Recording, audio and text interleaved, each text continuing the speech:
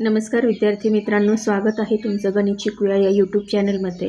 विद्यार्थी मित्रांनो, आज आपण इयत्ता 8वी याचा चॅप्टर 3 फोर्स अँड प्रेशर हा अभ्यासणार आहोत। तर विद्यार्थी मित्रांनो, फोर्स म्हणजे काय, व्हॉट इज फोर्स, हे तुम्ही या आधीच्या इयत्तेमध्ये शिकलेले आहात, ते जरा आठवून बघा। आता फोर्सची डेफिनेशन काय आहे ती तुम्हाला माहीत आहे। फोर्स काय असतो की हा एका स्टेशनरी ऑब्जेक्टवरती ॲक्ट होणारा असतो। म्हणजे स्टेशनरी ऑब्जेक्ट म्हणजे कोणती असते, तर आपण जे बघतो घरामध्ये खुर्ची असते, टेबल असते किंवा इतर ज्या काही न हलणाऱ्या म्हणजे स्वतःहून ज्या हलू शकत नाहीत वस्तू, एका ठिकाणाहून दुसऱ्या ठिकाणी जाऊ शकत नाहीत, अशा वस्तूंना आपण काय म्हणतो, स्टेशनरी म्हणतो। आणि त्या जेव्हा आपल्याला एका ठिकाणाहून दुसऱ्या ठिकाणी न्यायच्या असतात तेव्हा त्यांच्यावरती आपल्याला फोर्स अप्लाय करावा लागतो। मग न्यूटनचा फर्स्ट लॉ ऑफ मोशन काय आहे की an object in motion continues to move with the same speed and direction when no force is acting on the object. म्हणजे जेव्हा एखादी वस्तू मोशनमध्ये असते, म्हणजे जी गतीमध्ये असते, चालूत असते, ती चालू कशी की एकाच स्पीडमध्ये, एका ठराविक स्पीडमध्ये एकाच दिशेने जेव्हा चालत असते आणि ज्या वेळेला त्याच्यावरती कुठलाही बाह्य फोर्स त्याच्यावर वापरलेला नसतो। म्हणजे जेव्हा एखादी गाडी, आता एखादं उदाहरण द्यायचं आहे तुम्हाला की एखादी गाडी आहे, ती चालू आहे, पण ती चालू का आहे की तिच्या आतल्या इंजिनामुळे ती चालू आहे, तिला मागून धक्का द्यावा लागतो का, नाही।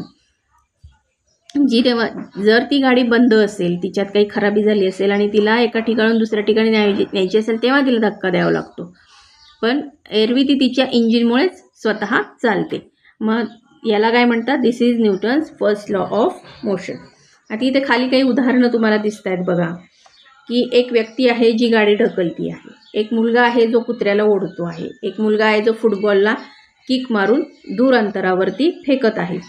मग आणि त्यानंतर इथे खाली अजून 3 उदाहरणं आहेत बघा, की एक लोहचुंबक आणि लोखंडी खेळे दिसत आहेत, काही पेपरचे तुकडे आणि एक कंगवा दिसतोय, एक नारळाचं झाड दिसतंय आणि त्यावरनं खाली एक नारळ जमिनीवरती पडतोय। तर आता विद्यार्थी मित्रांनो, यामध्ये आपल्याला शिकायचं आहे की या सगळ्यामध्ये माहिती आपल्याला एक लक्षात येते की फोर्स ॲक्ट होतोय किंवा एक बल याच्यावरती कार्य करते, म्हणून ह्या सगळ्या घटना घडत आहेत। पण या फोर्सचे सुद्धा 2 प्रकार आहेत बघा, की एक कॉन्टॅक्ट फोर्स आणि एक नॉन कॉन्टॅक्ट। म्हणजे एक कॉन्टॅक्ट म्हणजे 2 वस्तू एकत्रित आल्यानंतर त्यांच्यामध्ये जो फोर्स तयार होतो त्याला कॉन्टॅक्ट फोर्स म्हणतात, आणि नॉन कॉन्टॅक्ट म्हणजे 2 वस्तू एकमेकांच्या कॉन्टॅक्टमध्ये नाही आहेत तरीसुद्धा त्यांच्यामध्ये फोर्स आहे, त्याला म्हणतात नॉन कॉन्टॅक्ट फोर्स।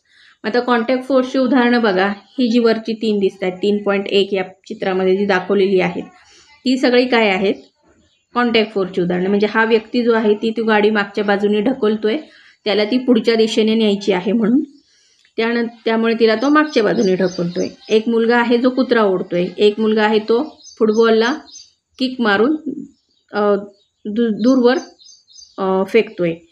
तर ही सगळी आहेत, यांच्यामध्ये काय होतंय, इंटरॅक्शन घडते। ह्या उदाहरणांमध्ये या 2 वस्तूंमध्ये इंटरॅक्शन घडते, म्हणून हा काय झाला, कॉन्टॅक्ट फोर्स झाला। आणि इथे जी खाली आपण उदाहरणं बघितली की हा खिळा आणि हे मॅग्नेट, किंवा ही जी 3 उदाहरणं आहेत, ही जी बघितली 3.2 मधली ती उदाहरणं काय सांगतायत आपल्याला, की या वस्तूंमध्ये किंवा या ऑब्जेक्टमध्ये कोणताही इंटरॅक्शन घडत नाही आहे, त्या फक्त वस्तू जशाच्या तशा ठेवलेल्या आहेत, तरीही त्यांच्यामध्ये एक फोर्स आहे, त्याला काय म्हणतात, मॅग्नेटिक फोर्स असे म्हणतात। आता जेव्हा बघा हे खिळे ह्या लोहचुंबकाकडे किंवा त्या मॅग्नेटकडे आकर्षित होतात, त्यानंतर हे जे पेपरचे तुकडे आहेत तर हे कंगव्याकडे आकर्षित होतात। ते का होतात, तर जेव्हा तुम्ही तो कंगवा तुमच्या केसांवरती रब करता तर त्याच्यामुळे जी इलेक्ट्रोस्टॅटिक चार्ज जो तो होतोय, तो कंगवा, त्याच्यामुळे तो काय होतोय, त्या पेपरच्या तुकड्यांना तो त्याच्याकडे आकर्षित करतोय। आणि हे जे नारळ झाडावरनं खाली पडते, इथे काय होते, जमिनीची जी ग्रॅव्हिटी आहे, पृथ्वीची जी ग्रॅव्हिटी आहे ती काय करते, तिथे तो ग्रॅव्हिटेशनल फोर्स काम करतोय. त्यामुळे बघा हे जे 3.1 मधली ही जी काही उदाहरणं आहेत ती काय आहेत, कॉन्टॅक्ट फोर्सची आहेत. आणि 3.2 मधली जी आहेत ती नॉन कॉन्टॅक्ट फोर्सची आहेत. आता कॉन्टॅक्ट फोर्स आणि नॉन कॉन्टॅक्ट फोर्सच्या डेफिनेशन्स बघा इथे काय सांगितलेले आहेत आपल्याला, की a force is seen to act through a direct contact of the object or via one more object, such a force is called contact force. And force is applied between two objects even if the two objects are not in contact, such a force is called non contact force. आता त्यानंतर बघा muscular force असतो. Muscular force कुठे आपण वापरतो, एखादी वस्तू उचलायची असेल, ढकलायची असेल, ओढायची असेल, तिथे आपण काय करतो, मस्क्युलर फोर्स हा वापरतो. आता जसं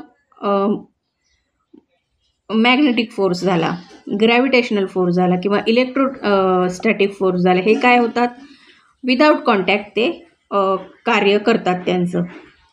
त्यामुळे या फोर्सेसला काय म्हणतो आपण, नॉन कॉन्टॅक्ट. ही जी एक्झाम्पल आहे तिथे काय नॉन कॉन्टॅक्ट फोर्सेस, आणि ही काय आहेत, कॉन्टॅक्ट फोर्सेसची उदाहरणं आहेत. आता जेव्हा आपण एखादा बॉल एखाद्या टेबलवर ठेवतो आणि त्याला थोडासा धक्का देतो, तर तो बॉल काय होतो, हळूहळू पुढे जातो आणि नंतर स्लो होतो आणि एका ठिकाणी थांबून घेतो. तिथे काय होतं असतं, फ्रिक्शन तयार होत असतं. फ्रिक्शनल फोर्स असतो तो.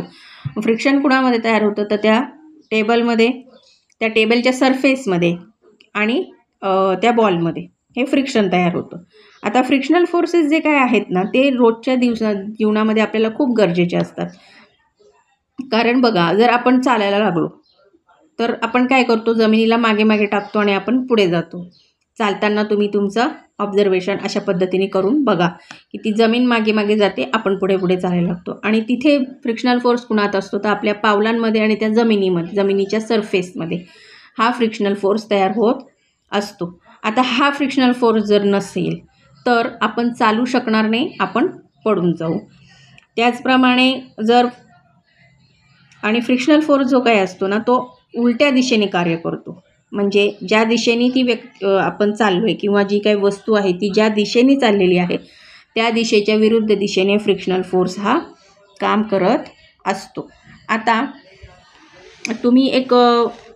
तुम्हाला अजून एक उदाहरण सांगते, म्हणजे जास्त लक्षात येईल तुमच्या. आता तुम्ही रस्त्याने चाललेला आहात आणि एखादं केळ्याचं साल तिथे पडलेलं आहे. आता ते केळ्याचं साल तुम्हाला दिसलं नाही आणि तुम्ही चालता चालता त्या केळ्याच्या सालावर तुमचा पाय पडला आणि तुम्ही खाली पडलात.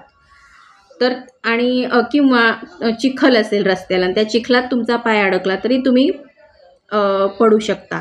मग ही जी दोन काय उदाहरणं आहेत की ती रिड्यूस फ्रिक्शनची आहेत. म्हणजे जेव्हा तुमच्या पावलामधलं आणि त्या जमिनीमधलं जे फ्रिक्शन आहे, जे घर्षण आहे, ते जेव्हा कमी होतं, त्यामुळे ह्या ज्या दोन वरच्या उदाहरण आहेत, म्हणजे बनाना पील आणि मड, ह्याची जी उदाहरणं आहेत ती त्याच्यामुळे आहेत की तुम्ही तुमच्या पावलामध्ये जमिनीमध्ये फ्रिक्शन कमी झाल्यामुळे तुम्हाला व्यवस्थित चालता येत नाही आणि तुम्ही खाली पडता.